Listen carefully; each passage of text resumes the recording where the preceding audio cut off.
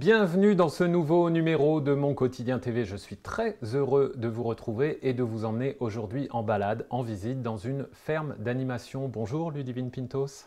Bonjour Nicolas Baillet. Alors on va se tutoyer parce qu'on se connaît. Tu fais partie de l'équipe des présentateurs, animateurs de Mon Quotidien TV. Aujourd'hui tu passes de l'autre côté de la barrière pour nous parler d'un projet qui te tient à cœur et qui va naître sous quelques semaines, d'ici quelques semaines, en mai.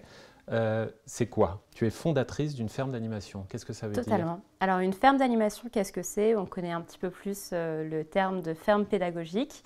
Alors une ferme pédagogique, c'est quand il y a une production, soit animale, soit végétale ou autre.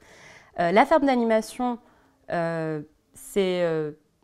alors excusez-moi, je me reprends. Alors, la ferme pédagogique, voilà. Pour ceux qui ont, je parle par exemple des enfants, voilà. On invite des classes, des sorties voilà. scolaires. Et ils vont voir une production animale, voilà. Une production végétale, ce que l'agriculteur fait. Parfois, c'est un projet suivi, on leur fait semer des graines, etc., suivre toute une poussée pour le végétal. Exactement. Et la ferme d'animation, c'est exactement la même chose, sauf que je ne propose pas de vente de production que je ferai, tout simplement parce que je ne suis pas agricultrice. Je suis plutôt issue du milieu de l'animation, de l'éducation des enfants et de tout public d'ailleurs, des plus petits aux plus âgés. Donc la seule chose que tu n'es pas le droit de faire, c'est de vendre. C'est ça. Pour le moment, on verra par la suite ce qu'il se passe. D'accord, pour l'instant on est dans la voilà, on est vraiment législation. Dans l'animation. Mais si une classe vient chez toi participer à un projet, faire pousser des fruits, des légumes, ils peuvent quand même récupérer le fruit de leur culture. Donc on l'a dit, la ferme, elle va ouvrir d'ici quelques semaines au mois de mai. Elle se trouve où? Elle se trouve à Tergnier, c'est dans l'Aisne, à 15 minutes en dessous de Saint-Quentin, on va dire. Donc tu résides très proche de la ferme, j'imagine? C'est chez moi. En fait, cette ferme, on a trouvé un terrain il y a à peu près une année avec mon conjoint. Et ce terrain, il se trouve qu'il faisait 2,5 hectares. Et on a dit, waouh, c'est trop beau, on a une forêt, on a une biodiversité incroyable. Donc, pourquoi ne pas faire partager tout cela? On est aussi fans d'animaux, on en a plein. Et on s'est dit, on va partager notre passion et aussi permettre aux personnes, aux plus petits, aux plus grands, aux plus âgés, à tout le monde, de découvrir notre mode de vie et de découvrir ce qui nous anime et apprendre à connaître la nature, connaître les animaux, que ce soit du plus petits insectes aux grands chênes, enfin voilà, vraiment tout englober et partager ça. Donc tu dis nous, notre projet, vous êtes bien deux à la construction de ce projet? Totalement. Vous y réfléchissez depuis combien de temps? Ça fait depuis qu'on a acquis le terrain à peu près, j'avais cette envie d'entreprendre de mon côté. Alors c'est d'abord le terrain qui a lancé le projet ou le projet existait avant de trouver le terrain? Non, c'est le terrain qui a lancé le projet. C'est-à-dire qu'on a un mode de vie de toute façon qui depuis toujours avec mon conjoint, on se correspond assez bien là-dessus. On aime la nature, on aime être plus proche de la nature, faire le plus de choses possibles nous-mêmes. Alors que tu n'as pas grandi pas du tout, non. J'ai grandi en région parisienne, dans le 93. Et pourtant, j'ai toujours été attirée par tout cela, déjà par les animaux. Donc, qui dit vouloir des animaux, dit avoir l'espace pour eux aussi. Donc, on avait vraiment envie de ce côté plein air, ce côté nature. Et parallèlement à ça, j'avais aussi envie d'entreprendre. Donc, j'étais partie sur la voie qui me correspondait le plus à ce moment-là, l'événementiel. Donc, tout ce qui est création, organisation et coordination d'événements. Et finalement, on a trouvé ce magnifique terrain avec la petite maison au milieu qui est parfaite pour nous et qui a fait naître ce rêve, ce projet qui nous anime aujourd'hui. Alors pour bien comprendre, on va remonter quelques années en arrière. Donc dans ton 93, zone bien urbaine, la passion pour les animaux, elle se manifeste comment? Il y a des animaux à la maison? Est-ce que toi-même, tu étais allé visiter une ferme Non, j'avais un poisson rouge. C'est déjà pas mal. Qui s'appelait Arc-en-Ciel. Sinon, non, des animaux. Le premier animal que j'ai eu, c'était un an après que tu m'aies rencontré, à mes 13 ans. J'ai eu un petit chien qui est encore avec nous aujourd'hui, qui a 15 ans. Et sinon, non, j'ai pas eu une famille. Il s'appelle comment le chien? Il s'appelle Sheiko. Et je le salue du coup. Il me regarde, j'espère. J'espère aussi. Et par conséquent, oui, c'est vrai que j'ai pas forcément eu beaucoup d'animaux dans ma vie, mais j'ai toujours été attirée par les animaux. Donc j'ai eu la chance de faire de l'équitation aussi. J'ai voulu être vétérinaire quand j'étais plus petite, et puis après j'ai vu le nombre d'études qu'il y avait. Donc je me suis dit, bon, on va choisir une autre voie. Tu t'es dit, les études, c'est pas pour moi. C'est pas pour moi. Les Autant soins, aller au charbon voilà. tout de suite. Donc je prends soin des animaux différemment. Donc forcément, j'ai besoin d'un vétérinaire. Hein. C'est courage à ceux justement qui font ces études et qui ont le courage d'aller jusqu'au bout, parce que je travaille aussi en collaboration avec mon vétérinaire sanitaire qui me permet de garder mes animaux en bonne santé. Que tu as rencontré sur place à Tergnier ? Eh bien oui, après pour les animaux de ferme, il n'y a pas forcément beaucoup de choix, on va dire. C'est vrai qu'il faut en choisir un. Et souvent, c'est des vétérinaires qui font les chats, les chiens, les nacs. Donc les nacs, c'est tout ce qui est lapins, rongeurs, reptiles, enfin voilà. Mais il y en a peu, malgré tout, qui font les animaux de ferme. Donc j'ai choisi le seul qui était dans le coin, mais dont je suis très satisfaite et Tant mieux. Qui est génial, oui. Alors, on l'a dit, projet commun avec ton conjoint, qui s'appelle, parce qu'on n'arrête pas de dire conjoint, on va lui donner un prénom. Bien sûr, mon conjoint, il s'appelle Thomas. Thomas, qu'on salue, j'espère qu'il nous regarde aussi. J'espère bien aussi. Et lui, comment il est venu à ça? Parce que c'est pas évident d'être sur la même longueur d'onde pour un tel projet. Comme disent nos familles, on s'est bien trouvés. En fait, on s'est bien trouvés parce qu'on a cette même passion. Avant même d'avoir ce terrain, quand on habitait ensemble, on avait 3 chiens, 2 chats, on avait des serpents, on avait une montre religieuse. Une bonne base commune. Voilà, une bonne base commune. Une montre religieuse, bien sûr. Une montre religieuse, oui, elle s'appelait Georgette d'ailleurs. Elle mangeait les petites mouches de la maison. Non, mais c'est très intéressant de voir comme les plus petits animaux peuvent être intéressants et nous apporter leur mode de fonctionnement et nous permettre de nous s'en inspirer aussi. Parce que la vie, finalement, s'inspire du monde animal et du monde végétal et de la nature. Enfin, toutes les technologies, les innovations s'inspirent de cela. Donc, il y avait combien d'animaux à la maison à ce moment-là? À ce moment-là, il y en avait peut-être une dizaine. Ah, une dizaine quand même. C'est beaucoup de temps. Oui, mais maintenant, on en a une cinquantaine. Ah oui, mais pour la ferme, de façon pour la plus ferme, professionnelle. Voilà, totalement. D'accord. Et donc, d'après toi, c'est cette faune qui inspire votre vie à tous les deux? C'est eux qui vous guident? C'est ça. Alors, il n'y a pas que ça, mais c'est vrai que le matin, on se lève. On prend du temps pour nous, bien sûr, mais on se dit, bon, allez, qu'est-ce qu'il y a à faire? Tous les matins, on n'a pas le choix, il faut s'occuper des animaux. Et c'est vrai que dans les périodes plus froides, comme l'hiver, où on arrive à des températures, surtout cet hiver, on a eu un hiver assez rude. La plupart des gens, ils se lèvent, ils se disent, ouh, je vais rester au chaud, au coin de ma cheminée. C'est vrai que nous, on se dit, faut s'occuper des animaux. Et malgré le froid, malgré les intempéries, malgré le vent, enfin, on le ressent, hein, on a les mêmes sensations que les autres. Mais ça nous fait quand même plaisir parce qu'on se dit, on voit nos petits animaux, on en prend soin, on leur apporte ce dont ils ont besoin. On essaye qu'ils soient un maximum autonomes malgré tout, nos animaux. C'est-à-dire, on n'est pas dépendant d'eux, on peut se permettre de partir en vacances en demandant à une personne, par exemple, de venir s'en occuper. Mais c'est un minimum syndical, on va dire. Le maximum qu'on peut leur laisser faire tout seul, on leur laisse faire, quoi. Les chèvres, elles broutent l'herbe. Les poules, elles font leur petite vie aussi. Enfin, voilà, tu rends tes bébés autonomes. Voilà, c'est ça. Je les accompagne à l'autonomie. Parce qu'on a dit la ferme va ouvrir en mai 2023, mais quand on dit ouvrir, c'est ouvrir au public. Mais là, le travail a commencé donc il y a 1 an avec l'achat du terrain. Et petit à petit, encore une fois, la faune, la flotte des animaux a grandi. Donc c'est déjà du boulot. Il y a ça, voilà. Peut-être pas 24-24, mais presque. Presque, on va dire, oui, en effet, parce qu'au-delà de s'occuper des animaux, qui dit ferme d'animation, dit apporter aux personnes un contenu, même si ce n'est pas une ferme pédagogique, c'est un contenu pédagogique. Et il faut le créer, ce contenu. C'est-à-dire, j'ai pas envie que ce lieu soit un lieu où on vienne voir juste les animaux, on les caresse. Bon, c'est super, hein, déjà, c'est une première approche. Mais j'ai envie de permettre aux personnes, au plus grand nombre, de comprendre ces animaux, de comprendre cette nature, de m'entourer également de partenaires qui sont spécialistes de certaines choses dont je ne suis pas. Par exemple, des spécialistes, je ne sais pas, des végétaux qui, au autour d'un petit parcours sur le terrain permettrait aux personnes, aux visiteurs, de découvrir tel ou tel végétal, de pouvoir comprendre à quoi il sert, comment ça sert. Tu veux créer des événements temporaires, ponctuels, parce que cette ferme, elle sera ouverte 12 mois sur 12 au public? Alors, dans un premier temps, je pense que je vais démarrer la saison donc en mai. Je pense m'arrêter courant novembre pour la première saison, faire déjà aussi un bilan de cette ouverture.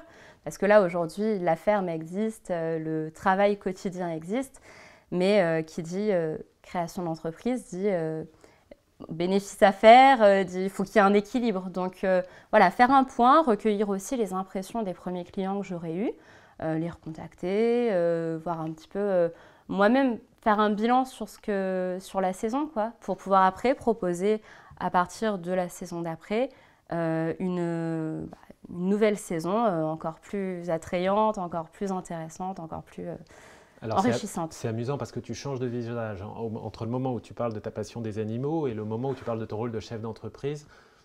Un peu le trac quand même? Alors il y a le trac, oui et non. Il y a le trac parce que forcément il y a toujours le côté financier qui est là.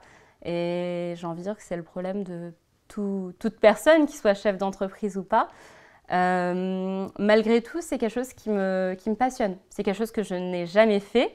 Donc forcément, voilà, j'en ai envie, mais c'est l'inconnu malgré tout. Donc le projet, donne tout ce que j'ai pour ça. Thomas et pour toi, c'est de vous rémunérer dans un premier temps, un petit peu, pas du tout? Un petit peu. Alors dans un premier temps, Thomas, lui, il a la gentillesse de garder son travail, on va dire. Qu'est-ce qu'il fait?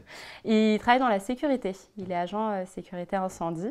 Donc, il conserve son travail. Il travaille 3 ou 4 jours par semaine sur des grosses journées, mais ce qui lui permet de pouvoir développer le projet sur les autres jours où il est à la maison. Et de vous garantir une sécurité financière aussi. Exactement. Donc, on s'est mis d'accord là-dessus parce que je porte pas mal le côté pédagogique. Donc on s'est mis d'accord, voilà, je me lance à 100% là-dedans.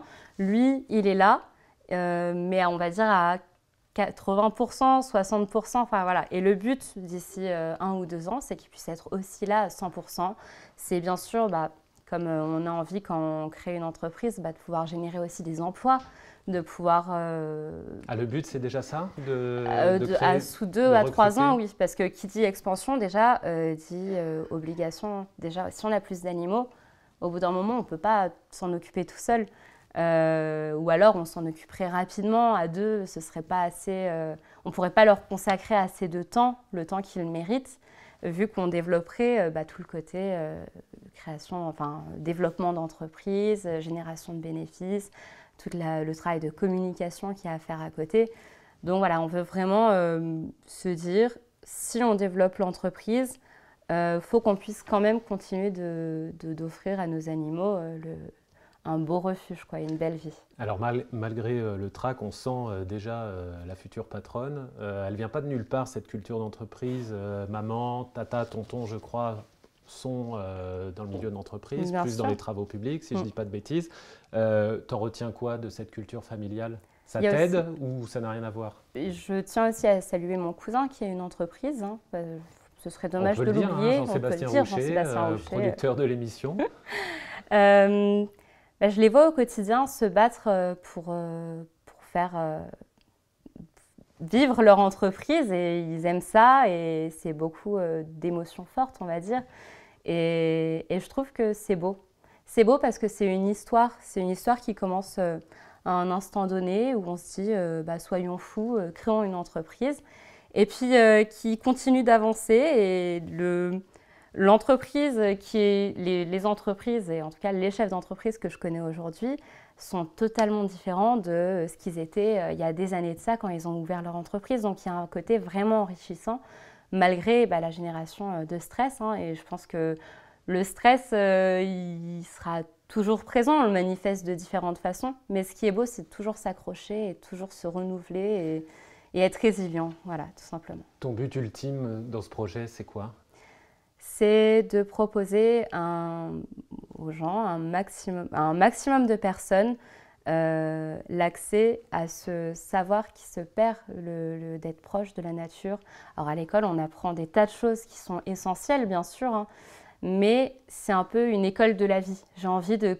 Mon but ultime, là, mon utopie, si on en parle, ce serait de créer une école de la vie, c'est-à-dire apprendre à vivre, apprendre à communiquer avec ce qui nous entoure et s'enrichir de ça pour avancer aussi. C'est une école de la vie ou de ta vie? De la vie en général, parce qu'on a tous besoin de manger, mais comment on fait pour manger? Voilà. On a tous besoin de respirer, mais comment on fait pour respirer?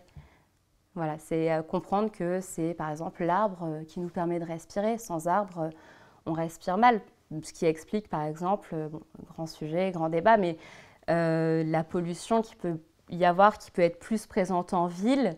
Il n'y a pas que ça, bien sûr, mais c'est une des raisons, plutôt qu'à la campagne ou dans les forêts, les qualités de l'air, tout ça s'explique par la nature, par la vie, par ce qui nous entoure. Il y aura carrément des cours de philosophie qu'on t'a fait, au moins d'écologie peut-être? Alors, si c'est dispensé par mois, on sera un peu dans l'embarras parce que ça peut partir dans tous les sens. Philosophie mais, à toi.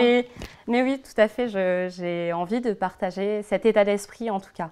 Alors, le projet est à peine né, mais je vais révéler un truc que tu m'as dit avant l'émission. Tu m'as dit les études, c'était pas pour moi. Ah oui. Et déjà, j'arrive à ce que je veux, c'est être heureuse. Tu m'as dit ça avant l'émission. Oui, c'est beau. Donc, c'est pas commencé, tu es déjà heureuse. Parce que quoi? Parce que tu es dans ton élément? Parce que oui, je suis dans mon élément, parce que j'ai toujours pris la vie du bon côté. Je suis d'un naturel optimiste et j'ai toujours envie d'avancer. Et quoi que je fasse, quel que soit le projet, et quelle que soit la situation dans laquelle je me retrouve, j'essaye toujours d'en tirer le bon, le positif, pour m'enrichir et pour avancer tout simplement. Il y aura combien d'animaux différents? Parce qu'on était 10 à la maison avec Thomas, là il y en a une cinquantaine. Alors il y aura quoi? D'animaux différents? Ouais. Aujourd'hui déjà on a tout ce qui est les volailles, on a un petit cochon, on a des chèvres, on a chiens, chats. On a déjà à la maison, mais pour l'instant ils ne sont pas intégrés à la ferme parce que ça demande d'autres structures qu'on va faire par la suite. On a aussi un perroquet, on a des serpents, des lapins, enfin voilà, tout ça, ça va être intégré à la ferme au fur et à mesure. Pour l'instant c'est juste nos animaux à nous dans notre contexte privé. Et par la suite on aura aussi des vaches naines pour pas non plus prendre trop de place parce que c'est des gros besoins, une grosse vache. On n'a que 2 hectares, hein, je vous le rappelle. Voilà, on n'a que 2 hectares, donc c'est pour ça on va rester sur des plus petits animaux, donc une vache naine, un cheval. Mais malgré tout ça, est-ce qu'il restera de la place pour des petites bêtes qu'on appelle des enfants un jour? Et je vais aller plus loin. Est-ce que voilà, ton projet de vie, ce serait de montrer à tes enfants, tes petits-enfants, ta ferme? Et est-ce que tu ferais ça toute ta vie? Est-ce que je ferais ça toute ma vie? Oui, je pense que je pourrais faire ça toute ma vie. Le montrer aux enfants, c'est un petit peu mon but, alors qu'ils soient de ma famille ou pas. Maintenant, est-ce que nous, on aura des enfants? L'avenir le dira, tout simplement. Je me pose la même question que vous. Que toi? Oui, que moi, que toi, que vous. Mais alors, il y a les enfants des écoles, mais les tiens. Est-ce que ce serait une envie peut-être de laisser même un héritage au-delà de l'aspect si j'ai des enfants, matériel? oui, totalement. Je ne vois pas les choses autrement. C'est-à-dire, si je me donne les moyens d'ouvrir ces connaissances et d'ouvrir cet état d'esprit à d'autres enfants, il est logique d'en faire de même pour mes enfants potentiellement futurs existants. Alors, j'espère, Thomas, j'espère que tu nous écoutes, hein, que tu entends bien ce qui se passe. Est-ce que tout le temps que ça te prend... Est-ce qu'il te restera un peu de temps pour venir sur Mon Quotidien TV, pour venir présenter des émissions? Bien entendu. On l'espère. On l'espère. On ne veut pas te perdre. On viendra. Ah mais voilà, mais alors je propose, si vous voulez, j'ai de la place, on peut aussi déplacer l'émission sur le terrain. On va en parler à Patrice Batman et à Jean-Sébastien Rocher qui produisent l'émission. Est-ce que tout ça te laissera un peu de place aussi pour le chant et la musique? Également, je souhaite Est-ce que ça peut même être associé à une activité de la ferme? Alors totalement, en fait, au-delà de l'accueil d'enfants, de familles, il y aura aussi des événements ponctuels, hein, comme on en parlait tout à l'heure, vraiment d'un point de vue artistique et culturel, c'est-à-dire accueillir, faire comme des petits festivals. Donc on fera de la musique dans la ferme pédagogique. Voilà, on pourra faire de la musique, on pourra faire du sport, de la culture, on pourra aussi découvrir des producteurs locaux, des acteurs locaux, enfin tout type de personnes. J'ai envie que ce soit vraiment un lieu où immergent des rencontres improbables, c'est-à-dire même, pourquoi pas, organiser, je sais pas, un mariage au sein de la ferme. Enfin, voilà. J'ai envie que... Le tien, peut-être? Le mien, peut-être. Bon, après, la question ne se pose pas, oui. Il se passera là, si Thomas nous écoute aussi, là, tout de suite. Thomas, écoute-nous bien. Il en a des choses à voir. Ouais, beaucoup de messages pour Thomas. Bah, parfait. Ça se passe à Ternier, dans l'Aisne, donc c'est proche de Saint-Quentin. Est-ce qu'elle a un nom, cette ferme? On ne l'a même pas dit. Eh oui, c'est la ferme de l'Arbre de Vie. La ferme de l'Arbre de Vie. Un site internet, peut-être des réseaux sociaux? Alors, il y aura Facebook. On peut me suivre sur... je vais créer un TikTok. Enfin, il y a déjà Facebook, mais je vais créer un TikTok aussi, sur lequel les animaux auront la parole. Voilà, moi, je ne vais pas me montrer parce qu'on voit les résultats que ça donne. Hein. Mieux vaut que je montre les animaux. Un site internet aussi. Donc voilà, pour l'instant, en tout cas, on peut me suivre sur Facebook. D'accord. Tu espères beaucoup de visiteurs locaux, mais peut-être... des gens qui viennent de plus loin, de Paris éventuellement? Totalement. Bah, à terme aussi, au-delà de cette école de la vie, si on peut créer des logements insolites pour permettre aux personnes de venir en immersion dans la ferme, ce serait super. Bon, je vais te laisser quelques secondes pour réfléchir. J'ai envie de t'entendre chanter pour la fin de l'émission. Je vais juste remercier encore une fois Patrice Batman et Jean-Sébastien Roucher qui sont toujours aux manettes de cette émission, aux manettes de la production, puisqu'aux manettes techniques, c'est notre ami Karim El Azawiski. Je remercie également Malou au maquillage et on va se quitter avec toi, Ludivine, quelques secondes de chant, parce que tu chantes très bien. Que veux-tu que je chante? Je peux chanter ce que je veux? Ce que tu veux. Je vais te faire rire. Hein. Vas-y, je t'en prie. C'est supercalifragilisticexpialidocious. C'est vrai que ce mot trop long est parfaitement atroce, mais faut le dire et vous serez à la page et plus précoce. Supercalifragilisticexpialidocious. Allez, applaudissements nombreux du public, s'il vous plaît. Merci encore, Ludivine. À la semaine prochaine pour un nouveau numéro de Mon Quotidien TV. Ciao.